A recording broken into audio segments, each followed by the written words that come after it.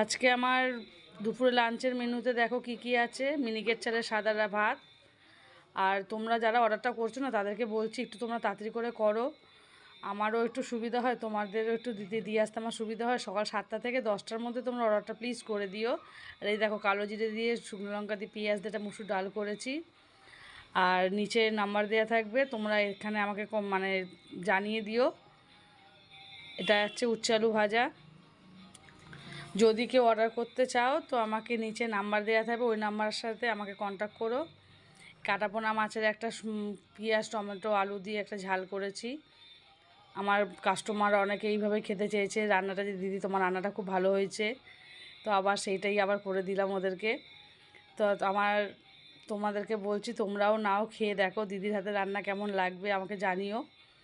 আশা করি ভালোই লাগবে। এটা আমার আছে পাঁপড় ভাজা, মুসুর ডালের বড়ার তরকারি আছে, ফুলকপি আলুর একটা নিরামিষ তরকারি করেছি।